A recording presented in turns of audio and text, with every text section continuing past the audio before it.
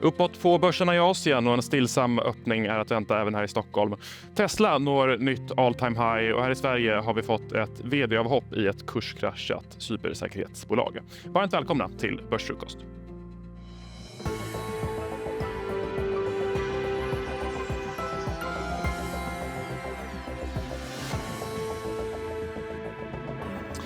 Det är onsdag den 17 december. Vid min sida har vi EFNs Peter Hedlund. God morgon Peter. God morgon Noel. Du, om vi börjar med Wall Street, ganska stillsam stängning där igår kväll. Här i Stockholm väntas också en ganska stillsam börsöppning. Blir det något tomterally eller vad säger vi? Ja, men det är lite ett jullugn som kanske infinner sig här nu. Jag tror att börserna är ändå på all time high nivåer, så jag skulle inte tro på något rally, men andra sidan inte heller en större nedgång. Jag tror det blir lite sävligt här in mot nyåret och sen börjar vi om nästa år och det brukar alltid kunna vara en bra start sen första veckan. Och apropå all time high, Tesla nådde rekordnivåer under gårdagen. Dina reflektioner kring de rörelser vi såg i elbilstillverkaren? Exakt, det sticker verkligen ut i fordonsbranschen när alla andra går på knäna i princip. Men Tesla handlar ju inte om bilarna längre utan det är deras cybercab, alltså robottaxin. Men sen också håller de på med en sån här mänsklig robot egentligen, kallad Optimus. Så det är ju framtidsversioner där, lite solceller och sånt där. Så att det är oerhört svårt för att värdera aktien, men intressant bolag. Så de här rapporterna vi har fått om sjunkande bilförsäljning, det är inte lika viktigt för investerare längre så att säga? Nej, det är inte där marknaden tittar i Sverige. Hörrni, vi ska nämna lite andra nyheter också. Priset på bräntolja studsar upp och handlas nu strax under $60 fatet. Den här uppgången förklaras av att Trump beordrat en fullständig blockad av alla oljefartyg som kommer in och ut från Venezuela. Annars så är det väl inga jättestora rörelser på just de här nyheterna, eller har du några tankar kring de rörelser vi ser i oljan just nu? Nej, oljan har gått svagt nu. Oljan är under $60 bräntoljan nu per fat och det är ju 2007 års nivåer i princip. Sen är det ganska volatil så det har ju pennat en hel del. Men tänk man inflationsjusterat sen 2007 samma pris så är det oerhört billigt med olja just nu. Och som du säger, liksom, den här blockaden gör väl att det går upp 1% idag med ganska liten rörelse i sammanhanget. Den går dåligt här nu på fredssamtalen har det gått ner lite på. Tidigare var det ju en högre nivå efter Gaza-problematiken. Så att, nej, olja är billigt. Olja är billigt. Någonting som kanske inte är så billigt är annars AI-satsningar. Amazon befinner sig nämligen i samtal om att investera mer än $10 miljarder i OpenAI. Det skulle i så fall ge OpenAI en värdering på ungefär $500 miljarder. Din kommentar kring det här Peter, AI-satsningarna fortsätter onekligen? De fortsätter cirkelfinansiering, Amazon och OpenAI här. Man ska köpa web services, kanske även Amazons chip. Men du får inte använda dock AI-modellerna från OpenAI för det har Microsoft exklusivitet på. Men ja, jag tror att det är lite bubbelvarning i den här sektorn fortsatt. Det är ju någonting vi konstant pratar om här på EFN i alla fall. Det är spännande att följa det och spännande när vi går in i det nya året vad som ska hända då. I övrigt i flödet så noterar jag att Trump ska hålla ett tal till nationen. Det blir 3:00 i natt svensk tid. Jag undrar, vi kollade precis innan sändningen på Polymarket om vad sannolikheten är vad han ska säga för någonting. Vad tror du spontant kommer nämnas här?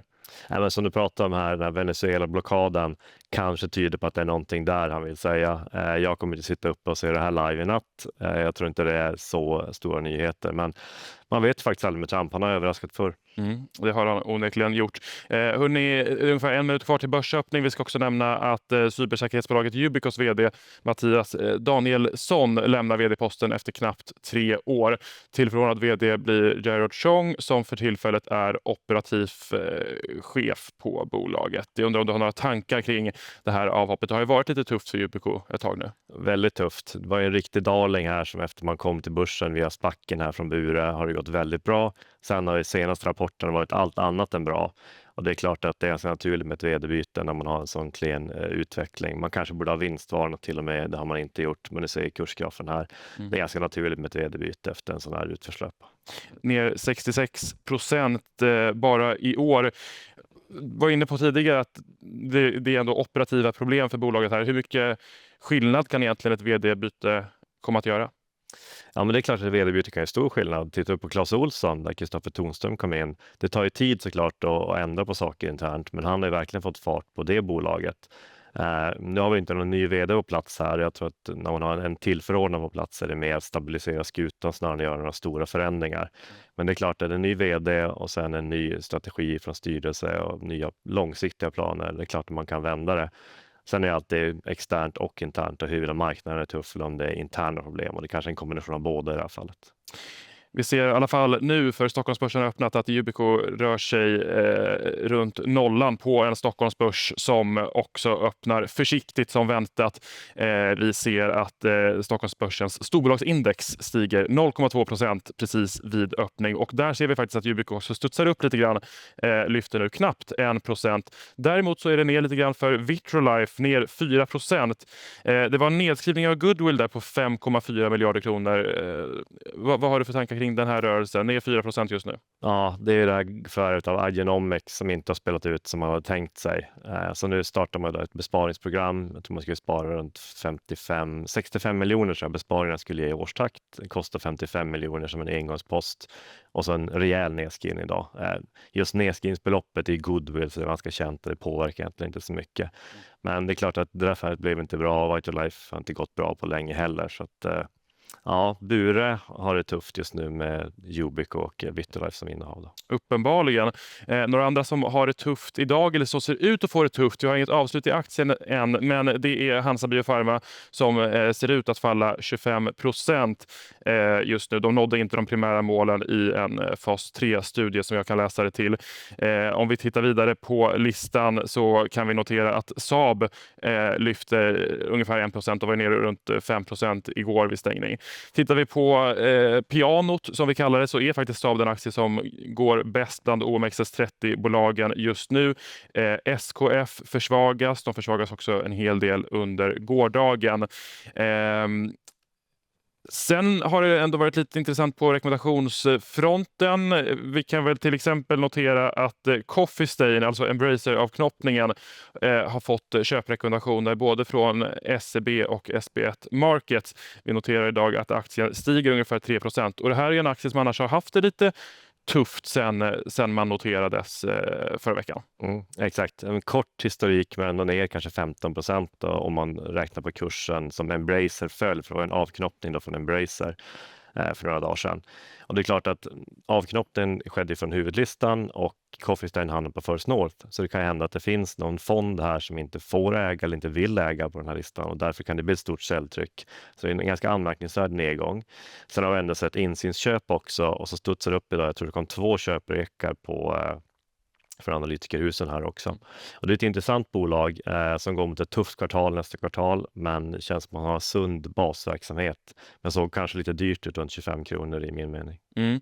Men som du säger, kommande kvartal blir tuffa. Vad är det som blir tufft? Man har ändå sett en omsättningsminskning till exempel, men annars så står ju bolaget rätt stabilt lönsamhetsmässigt. Ja, det gör de. Sen ska man komma ihåg att dollarn är 15% nu om man blickar tillbaka ett år. Man säljer allting i dollar. Du har kostnader i kronor och lite danska kronor också. Man har en dansk studio, men primärt är det svenska. Det är 13 studios totalt här. Om man utvecklar indiespel, lite mindre spel för PC och konsol framförallt. Men just det här dollargenomslaget får väldigt stor effekt. Sen hade man också fjolårskvartalet här då, det är Q3 brutet räkenskapsår som kommer då. Där hade man också 40% ungefär intäkter från så att säga nya spel eller plattformsavtal. Så det är inte den här basaffären som kommer liksom att lyfta dem nästa kvartal, utan nästa blir tufft och sen vill det till att nya spel eller nya expansioner driver tillväxt.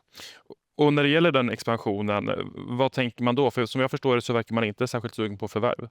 Nej, jag tycker det var en väldigt sund hållning där, att man pratar om att det är intern utveckling i första hand, bygga vidare på de IP man har, för det är en sån där lågrisk approach då, att man gör en expansion på ett befintligt spel som funkar. Så det finns alltid en efterfrågan på en uppföljare där. Sen kan man göra nya IP lite mer riskabelt men ändå kontrollerbart, och så i tredje hand så att säga förvärv, för där har man då problem att förvärva en ny studio, ska du ha integrationsproblem, du kanske har spelkultur och sånt där och försöka få ihop allting. Så vad man gjort tidigare med förvärv som Coffee Stain gjorde separat i Embracers ägo var lite annat, men då köpte man delar av bolag och kanske förläggare då, så att man har ett tätt samarbete med dem. Vilket bland annat var bakgrunden till succén med Valheim, det här vikingaspelet för några år sedan. Men man är ändå ganska känslig. Man har ganska få spel som blir ganska känsliga av utvecklingen där, antar jag. Eller? Ja, det är 5 spel egentligen, eller 5 spel IPn som man pratar om, och sen har man då ett sjätte i Valheim där man äger då, så 30% ungefär. Men sen håller man på att utveckla nya, sen har man också ett gäng mindre spel. Men av de här 6 stora, det är 90% av omsättningen, så visste man beroende av de titlarna. Så här. Aktien är i alla fall upp lite drygt 3% på en Stockholmsbörs som fortfarande rör sig på grönt territorium. Breda index upp runt 0,2% när börsen har varit öppen i lite drygt 5 minuter. Med det så säger vi tack så mycket för det här morgonsändningen. Vi sänder som vanligt börslunch klockan 11.45. Idag gästar John Skogman och EFNs egen Martin Blomgren. Missa inte det. Tack så mycket så länge.